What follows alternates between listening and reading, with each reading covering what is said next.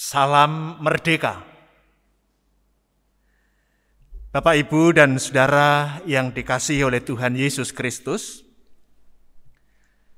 hari ini secara khusus kita beribadah bersama, mensyukuri berkat Tuhan atas bangsa dan negara kita Indonesia. Tahun ini kita telah menapaki usia kemerdekaan bangsa Indonesia yang ke-76. Dan kita semua tahu tema yang diusung dalam hari ulang tahun kemerdekaan bangsa kita saat ini adalah Indonesia tangguh, Indonesia tumbuh. Kita bersama segenap rakyat Indonesia meyakini bahwa oleh karena rahmat dan karunia Tuhan sajalah bangsa kita beroleh kemerdekaan. Oleh karena itu, kiranya kita terus berusaha dan berjuang untuk dapat mensyukuri rahmat kemerdekaan ini melalui cara dan sikap hidup kita yang benar di hadapan Tuhan.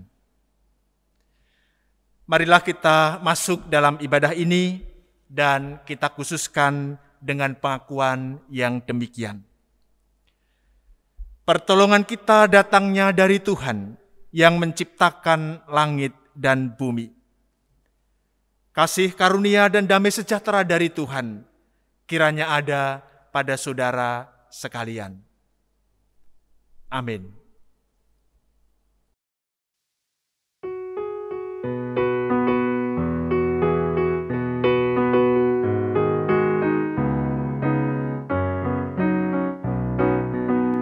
Betapa kita tidak bersyukur bertanah air kaya dan subur, lautnya luas, gunungnya megah, menghijau padang, bukit dan lembah. Itu semua berkat karunia Allah yang agung maha kuasa. Itu semua berkat karunia Allah yang agung maha kuasa.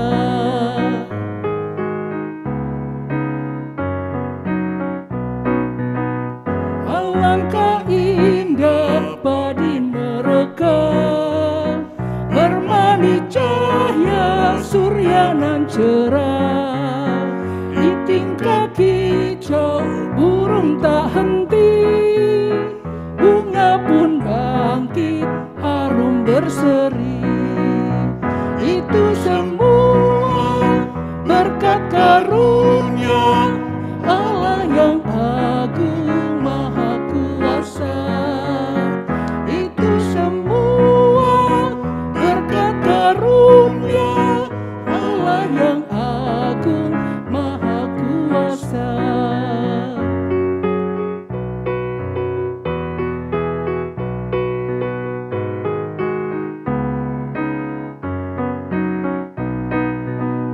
Bumi yang hijau, langitnya terang, berpadu dalam warna cemerlang.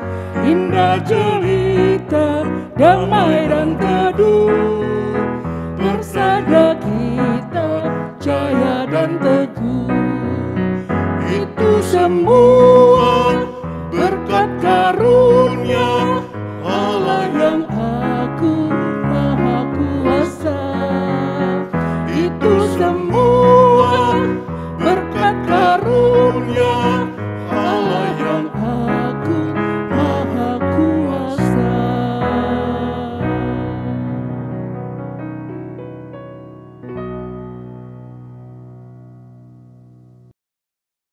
Bapak, Ibu, dan saudara-saudari, serta anak-anak yang terkasih dalam nama Tuhan Yesus Kristus, saya ingin mengucapkan selamat memperingati Hari Kemerdekaan Republik Indonesia yang ke-76. Kita bersyukur di hari ini, hari yang penuh istimewa di HUT memperingati kemerdekaan Indonesia yang ke-76, kita masih dalam perlindungan Tuhan. Sebelum Bapak Ibu kita membaca dan merenungkan serta merefleksikan firman Tuhan dalam kehidupan kita sehari-hari, mari kita bersatu di dalam doa. Bapa yang kami kenal di dalam nama Tuhan Yesus Kristus, kami bersyukur atas penyertaan Tuhan dalam kehidupan kami. Di hari ini Tuhan, kami memperingati kemerdekaan negara kami. Dengan kami belajar firman-Mu Tuhan. Berkati setiap kami, baik hamba-Mu yang ingin menyampaikan dan umat-Mu yang setia kala mendengar firman-Mu. Berkati kami hanya di dalam nama-Mu. Haleluya. Amin. Bapak, Ibu, dan saudara-saudari yang terkasih yang ada di rumah,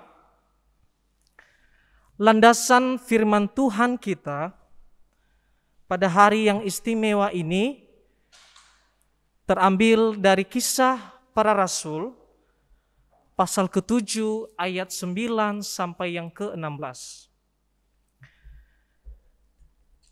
Kisah Para Rasul 7 ayat 9 sampai yang ke-16, demikian firman-Nya.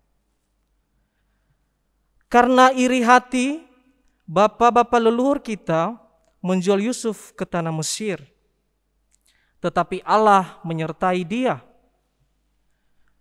dan melepaskan dari segala penindasan serta menganugerahkan kepadanya kasih karunia dan hikmat. Ketika ia menghadap Firaun, raja Mesir, Firaun mengangkatnya menjadi kuasa atas tanah Mesir dan atas seluruh istananya.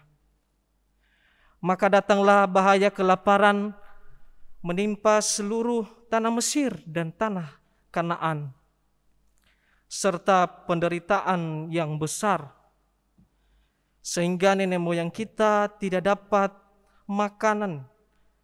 Tetapi ketika Yakub mendengar bahwa di tanah Mesir ada gandum, ia menyuruh nenek moyang kita ke sana. Itulah kunjungan mereka yang pertama. Pada kunjungan mereka yang kedua, Yusuf memperkenalkan dirinya kepada saudara-saudaranya. Lalu ketahuanlah asal-usul Yusuf kepada Firaun.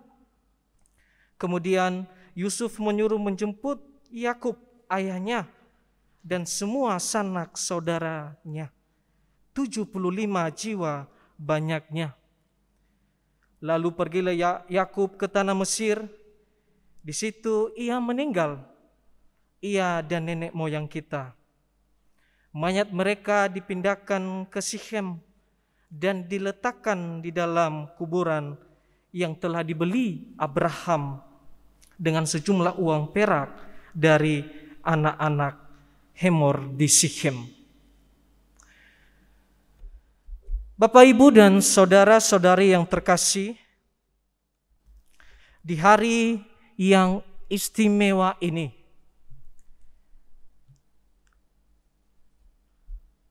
tema kita adalah pengorbanan yang membuahkan hasil. Nah, tentu Bapak, Ibu, dan saudara-saudari yang terkasih, apa yang dimaksud dengan pengorbanan itu? Dalam Kamus Besar Bahasa Indonesia, pengorbanan merupakan sebuah kesetiaan.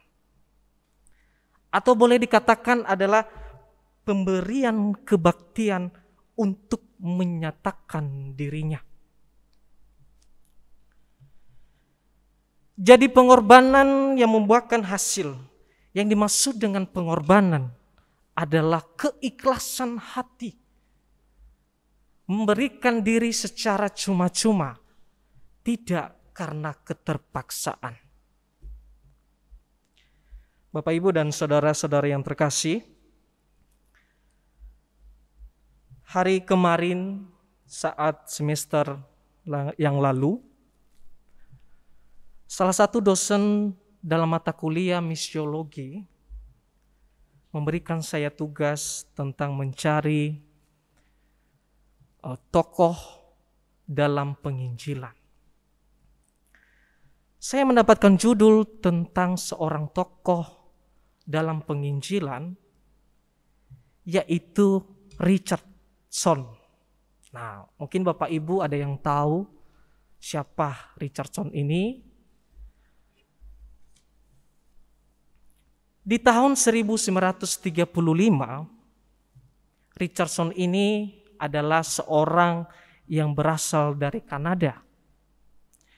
Di tahun itu, dia belajar tentang bagaimana menjadi seorang misionaris. Bagaimana untuk melakukan pendekatan kepada banyak orang. Namun di tahun 1962, Richardson ini berangkat dari Kanada pergi ke Indonesia. Wow. Ini sangat luar biasa, dari orang luar negeri datang ke Indonesia hanya untuk mengabarkan Injil. Namun di tempat di mana Richardson ini pergi adalah di daerah timur.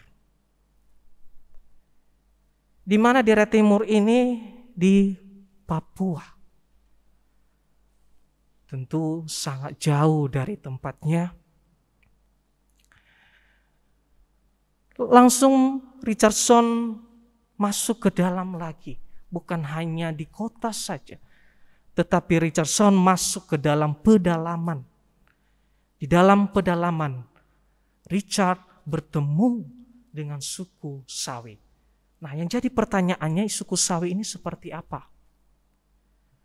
Ternyata Bapak, Ibu, dan saudara-saudara yang terkasih yang ada di rumah, suku Sawi ini terkenal dengan primitif. Terkenal dengan memburu kepala orang, memakan orang. Namun semangat dari seorang Richardson tidaklah mundur. Dia pantang menyerah. Pengorbanan yang dia lakukan menghasilkan 50 tahun hingga sampai saat ini sudah diterjemahkan Perjanjian Lama ke dalam bahasa suku Sawi. Ini sungguh luar biasa. Pengorbanan yang dilakukan oleh seorang Richardson. Nah, bagaimana dengan bangsa kita? Bangsa Indonesia sebelum 1945, bagaimana proses bangsa kita menuju sebuah kemerdekaan. Begitu banyak orang-orang saat itu yang mengorbankan diri mereka, yang mengorbankan jiwa, waktu, tenaga mereka. Seperti Soekarno, seperti Jenderal Sudirman, seperti Bung Tomo, Pangeran Diponegoro, Ki Hajar Dewantara, dan lain sebagainya. Yang sedia kala mereka mengorbankan jiwa mereka hanya untuk mencapai kemerdekaan itu. Dan kita bersyukur hari ini kita bisa memperingati hari kemerdekaan negara kita yang ke-76. Setelah kemerdekaan juga, kita bersyukur kita memiliki pemimpin-pemimpin yang sedia kala memimpin kita di dalam negara ini. Baik dari tingkat pusat hingga tingkat daerah. Mereka rela mengorbankan jiwa mereka, mengorbankan waktu, tenaga, pikiran mereka hanya untuk rakyat. Nah, Bapak, Ibu, dan saudara-saudari yang terkasih, apa yang kita lakukan di dalam hidup kemerdekaan ini? Kembali kita ke ayat bacaan kita tadi.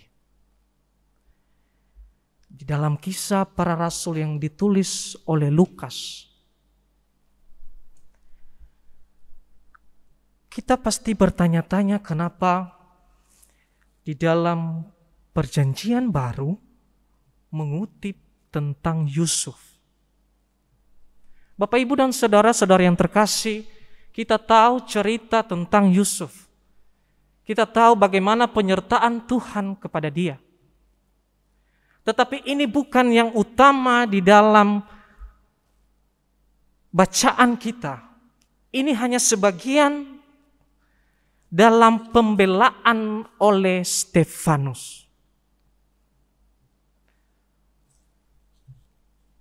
Stefanus dalam pembelaannya tentu ada kejadian sebelum itu.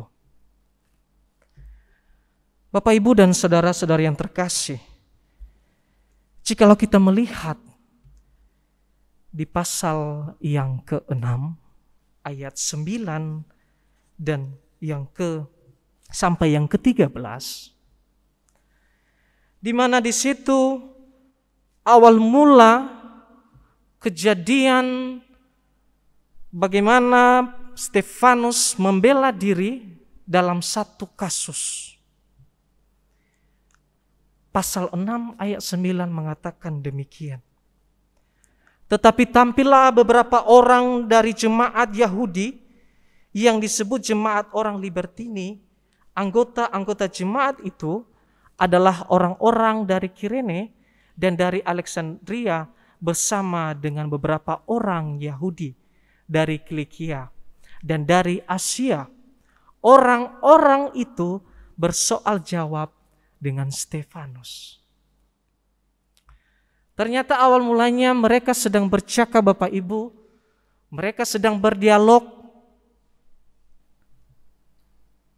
Ayat 11 dan 10 mengatakan, tetapi mereka tidak sanggup melawan hikmatnya dan roh yang mendorong dia berbicara. Lalu mereka menghasut beberapa orang untuk mengatakan, kami telah mendengar dia mengucapkan kata-kata hujat terhadap Musa dan Allah. Bapak, Ibu, dan saudara, awal mula di mana kejadian ini, mengapa Stefanus mengutip tentang Yusuf, ternyata dia sedang dibuat satu kasus oleh orang-orang saat itu. Ayat 12 mengatakan, dengan jalan demikian mereka mengadakan suatu gerakan di antara orang banyak, serta tua-tua dan ahli-ahli Taurat. Mereka menyergap Stefanus, menyeret dia dan membawa ke hadapan mahkamah. Bapak, Ibu, dan saudara, seolah-olah Stefanus dibuat seorang penjahat. Stefanus dibuat seorang orang yang melakukan kejahatan. Dengan dalil dia telah menghujat Allah. Dengan dalil dia telah menghujat Musa, nenek moyang orang Yahudi. Dan menghina tempat kudus serta hukum Taurat. Tetapi yang dilakukan oleh Stefanus tidak menghujat Allah, maupun menghujat Musa, maupun menghujat hukum Taurat. Tetapi dia menyatakan kebenaran kepada orang-orang Yahudi pada saat itu. Nah, Bapak, Ibu, dan saudara yang terkasih, kalau kita melihat sebenarnya siapa sih Stefanus ini? Kalau kita melihat kembali di pasal sebelumnya, pasal 6 ayat 5, 8 dan 10 memuat tentang Stefanus. Dia yang paling menonjol dari ketujuh rasul atau penilik jemaat yang telah dipilih oleh murid Yesus. Ayat 5 menekankan tentang bagaimana Stefanus ini adalah orang yang penuh iman dan Roh Kudus. Dia orang yang luar biasa, orang yang istimewa, yang dipilih oleh para murid Yesus. Pasal 6 ayat 8 mengatakan bahwa dia mengadakan mujizat. Jadi Bapak, Ibu, dan Saudara yang terkasih, Stefanus ini bukanlah orang sekedar biasa saja. Stefanus bukan hanya orang sembarangan saja. Tetapi dia memiliki karunia yang diberikan oleh Allah kepada dia. Pada akhirnya Bapak, Ibu, dan Saudara, di hari yang istimewa ini, kalau kita belajar dari Stefanus memang bukan hanya berbicara tentang Yusuf saja. Stefanus juga berbicara dalam pembelaannya di hadapan agama-agama. Dia mengutip tentang Daud, dia mengutip tentang Musa dan bangsa Israel. Tentu semua itu ada pekerjaan Tuhan di dalam hidup tiap kejadian di dalam perjanjian lama. Tapi kalau kita melihat Stefanus ini, pasal 7 ayat 58, bahwa mereka menyeret dia dan melemparinya serta menyerbu dia. Mereka membawa dia keluar dari tempat mahkamah agama. Tetapi apa yang dilakukan oleh Stefanus, Bapak Ibu? Dia berdoa kepada Tuhan. Tentu dalam hidup kita, kalau kita mengalami kesulitan, kita mengalami sebuah masalah, mengalami keadaan yang genting, kita harus mengembalikan kepada Tuhan. Kita harus berdoa kembali ke Tuhan. Sama halnya yang dilakukan oleh Stefanus, dia berlutut, dia berseru kepada Tuhan. Dan dia mengatakan, dia menyerahkan sepenuhnya hidupnya ke dalam tangan Tuhan. Nah, pengorbanan yang membuahkan hasil. Kalau kita melihat perjalanan Stefanus dalam memberitakan Injil, terdapat di Kisah Para Rasul 8 ayat 4 dan pasal 11 dan ayat 19 mengatakan demikian. Mereka yang tersebar itu menjelajah seluruh negeri itu sambil memberitakan Injil. Setelah kematian Stefanus, Injil semakin menyebar luas. Pengorbanan yang dilakukan oleh Stefanus tidaklah sia-sia. Hingga saat ini kita juga bisa menikmati kabar baik itu. Kita bisa mendengar kabar baik itu hingga sampai saat ini. Pasal 11 ayat 9 mengatakan bahwa sementara itu banyak saudara-saudaranya telah tersebar karena penganiayaan yang timbul sesudah Stefanus dihukum mati. Bapak, Ibu, dan Saudara yang terkasih dalam nama Tuhan Yesus Kristus, seorang Stefanus, pengorbanan yang dia lakukan membuahkan hasil. Banyak orang dimenangkan di Yerusalem, banyak orang dimenangkan di seluruh daerah. Yang jadi pertanyaannya sekarang adalah, apa yang bisa kita terapkan dari karakter, dari peristiwa dalam pembelaan Stefanus? Yang pertama yang bisa kita lihat adalah keberanian untuk menyatakan kebenaran. Keberanian untuk menyatakan kebenaran. Tentu Stefanus dalam pendiriannya, dia tetap menyatakan kebenaran. Tidak ada rasa sungkan dan memandang jabatan. Kalau salah, tetap salah. Kita juga diajarkan dalam kehidupan ini. Contohnya, kalau kita melihat saudara kita menyogok pejabat, apakah kita membiarkan saja?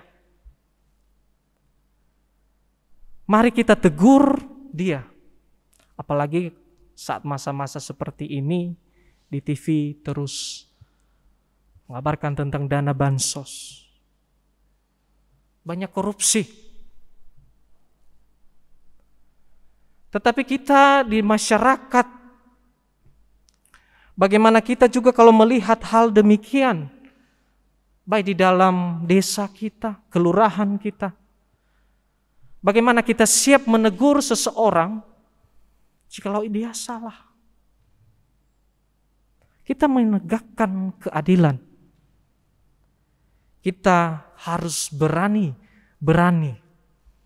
menjadi orang yang percaya kepada Tuhan, memiliki iman yang berani. Yang salah kita tegur, jangan kita biarkan. Yang kedua, yang bisa kita lihat dari seorang Stefanus, dia mengajarkan kita untuk saling mengampuni. Nah, ini dia. Terkadang sangat susah. Kalau dia sudah membuat saya kesal, besok saya akan balas dendam sama dia. Apakah itu hal yang baik? Tentu tidak, Bapak, Ibu, dan Saudara. Mari kita mulai saling memaafkan. Jangan hanya kepada teman kita. Mari kita koreksi juga kalau di dalam rumah tangga kita. Di dalam pekerjaan kita. Apakah kalau ada orang yang melakukan kejahatan kepada kita, tapi sampai saat ini kita masih belum tatap muka aja sama dia, nggak mau. Tetapi kita sebagai anak-anak yang dikasihi Tuhan, sebagai umat yang dikasihi Tuhan, tentu kita memiliki rasa kasih dalam diri kita. Kita harus mengampuni. Bagaimana Stefanus di pasal 7 di ayat yang terakhir yang ke-60, dia mengatakan bahwa Tuhan, janganlah tangguhkan dosa ini kepada mereka. Bapak, Ibu, dan Saudara, orang ini sangat luar biasa. Orang ini begitu baik. Dia sampai mengatakan sama Tuhan, Tuhan, jangan tangguhkanlah dosa ini. Wong kondisinya aja, kondisi Stefanus yang masih dalam genting, yang akan mau dibunuh, orang yang dilempari batu, yang dirajam batu. Tetapi dia masih mengatakan kepada Tuhan, jangan tangguhkan dosa ini. Sungguh luar biasa, Bapak, Ibu. Apalagi kita sebagai jemaat, sebagai umat yang setiap harinya belajar firman Tuhan. Mari kita saling mengasihi sesama kita. Hendak kita saling mengampuni. Yang ketiga adalah kesetiaan dan ketekunan yang dilakukan oleh Stefanus dalam pembelaannya di hadapan mahkamah agama dan banyak orang Yahudi pada saat itu. di akhir hidupnya dia tetap setia. Apakah kita sama juga seperti Stefanus yang tetap setia hingga akhir hidupnya dan terus mengabarkan Injil? Sehingga Bapak, Ibu, dan saudara-saudari yang terkasih, pengorbanan yang akan membuahkan hasil menjadi kenyataan adalah jikalau kita memulai dalam diri kita sendiri, sama seperti Stefanus. Amin.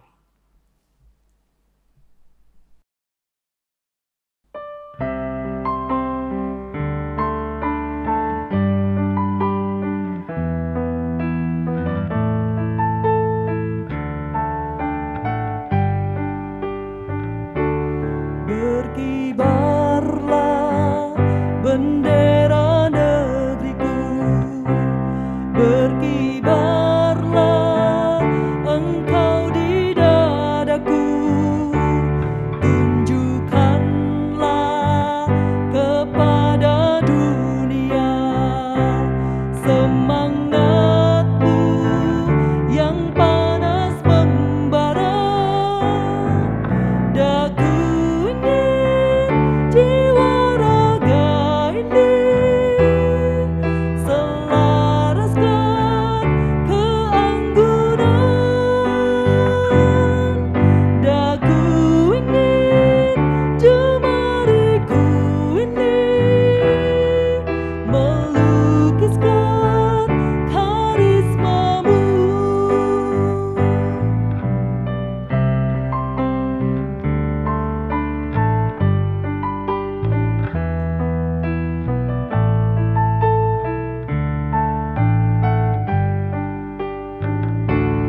Berkibarlah bendera negeriku, berkibar di luas nuansamu, tunjukkanlah kepada dunia ramah tamah budi bahasamu.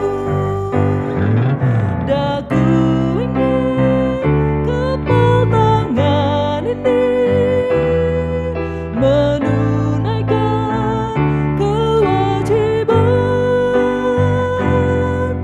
putra bangsa yang mengemban cita, hidup dalam kesatuan.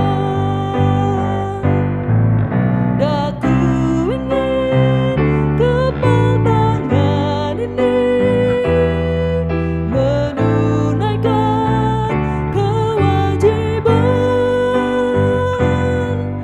putra bangsa yang mengemban cita, hidup dalam kesatuan.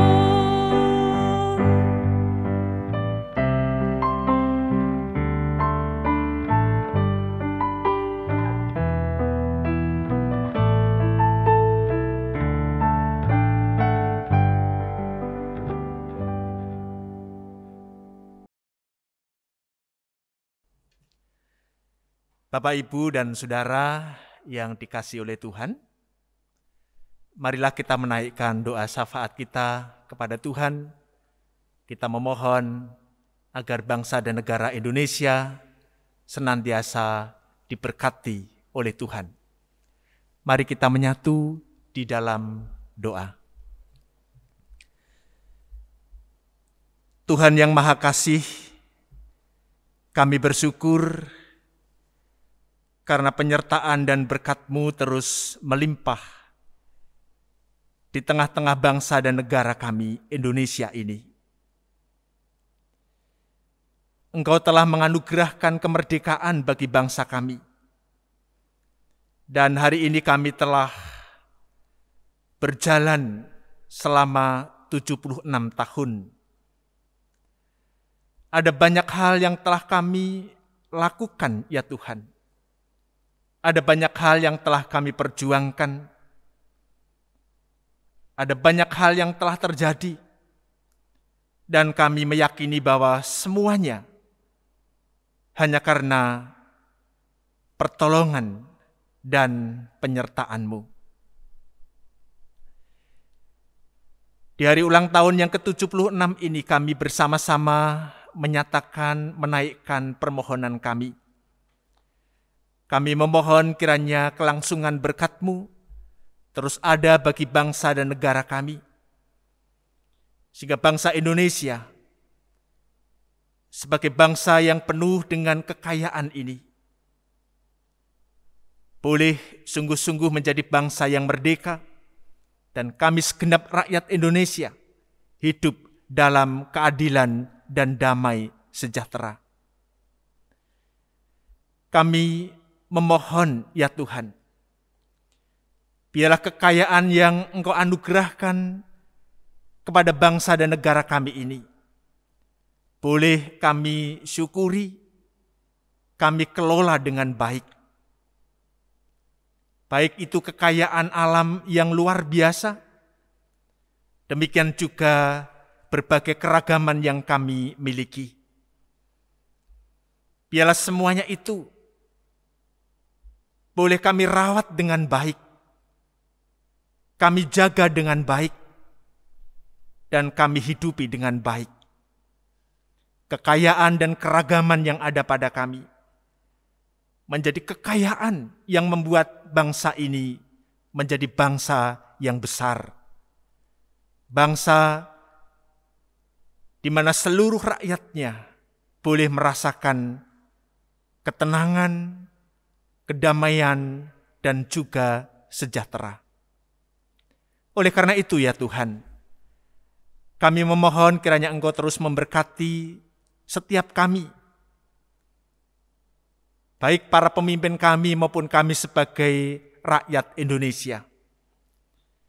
Biarlah kami boleh menyatukan hati, menyatukan tekad dan semangat untuk membangun bangsa ini melalui karya-karya nyata yang baik dan benar di hadapan-Mu. Para pemimpin kami Engkau limpahi dengan hikmat, kebijaksanaan, kemampuan, sehingga sebagai pemimpin mereka boleh mengarahkan, menata, mengatur bangsa ini dengan baik. Demikian juga kami sebagai rakyat yang diatur, yang dipimpin, yang dituntun, juga boleh menjadi rakyat yang baik, rakyat yang kritis, rakyat yang terus mendukung segala sesuatu yang baik yang disiapkan, diatur, direncanakan oleh para pemimpin kami. Ya Tuhan, kalau sampai hari ini bangsa kami masih bergelut dengan pandemi COVID-19, ada banyak usaha yang telah dilakukan oleh para pemimpin kami dan kami semua sebagai rakyat Indonesia. Biarlah semuanya itu ada dalam berkat-Mu, sehingga pandemi COVID-19 ini boleh segera berakhir di tengah-tengah bangsa dan negara kami ini. Kami menyadari, ya Tuhan, bahwa hidup di tengah-tengah pandemi ini bukanlah hidup yang mudah, melainkan hidup yang penuh dengan tantangan dan perjuangan. Sekalipun demikian kami memohon, limpahi kami dengan hikmat, limpahi kami dengan kesanggupan, supaya di tengah-tengah kehidupan yang tidak mudah dan penuh perjuangan ini, kami tetap menyatakan sebagai masyarakat yang ramah satu dengan yang lain, masyarakat yang mau peduli satu dengan yang lain, masyarakat yang mengulurkan tangan untuk menolong satu dengan yang lain. Dengan demikian, ya Tuhan, masa sulit yang kami hadapi ini tidak membuat kami putus asa atau bahkan semakin terpuruk, tetapi kami boleh bangkit bersama, karena kami saling menjaga, menguatkan, menolong, dan membantu. Engkau kobarkan semangat kami untuk hidup dalam kebenaran. Engkau berikan keberanian kepada kami untuk menyatakan kebenaran, menegur, memperbaiki setiap ketidakbenaran. Dengan demikian maka kehidupan bersama kami di tengah-tengah bangsa dan negara ini semakin hari semakin baik dan berkenan di hadapan-Mu. Dan kami pun akan memetik buah-buah kehidupan yang menyegarkan bagi kami segenap rakyat Indonesia. Kami teringat saudara-saudara kami yang sakit, baik di rumah maupun di rumah sakit. Kiranya Tuhan memberkati saudara-saudara kami yang memberikan pertolongan, baik keluarga, perawat, dokter, tenaga medis, dan lain sebagainya. Juga Tuhan berkati orang-orang yang menyediakan diri untuk berjuang demi keadilan dan kesejahteraan melalui media apapun. Juga Tuhan berkati, sehingga segenap kehidupan kami, bangsa dan negara Indonesia ini ya Tuhan, terus baik adanya. Berkati keluarga-keluarga dimanapun berada. Berkati para guru, berkati para pekerja, segenap rakyat Indonesia senantiasa ada di dalam tuntunan dan perlindungan Tuhan. Kami sadar ya Tuhan, di sepanjang kehidupan kami masih sering melakukan hal-hal yang tidak berkenan di hadapan-Mu. Oleh karena itu kami memohon pengampunan Tuhan. Hari ulang tahun kemerdekaan ini, biarlah terus menyemangati kami untuk berbenah diri. Inilah syafaat kami. Di dalam nama Tuhan Yesus Kristus, kami berdoa. Amin.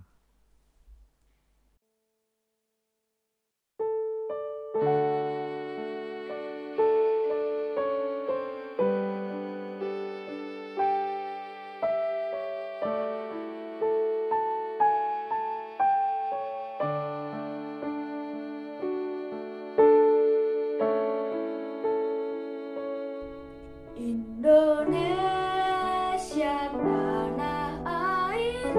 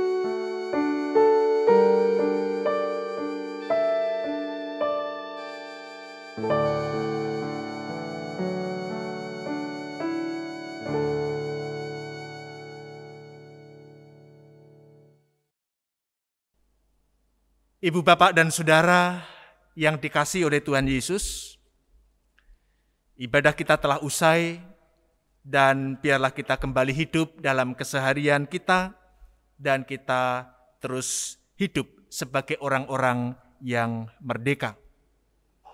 Kini arahkan hati saudara kepada Tuhan dan terimalah berkat-Nya. Kasih karunia dan damai sejahtera dari Allah Bapa dan dari Tuhan Yesus Kristus di dalam persekutuan dengan Roh Kudus menyertai saudara sekalian. Amin.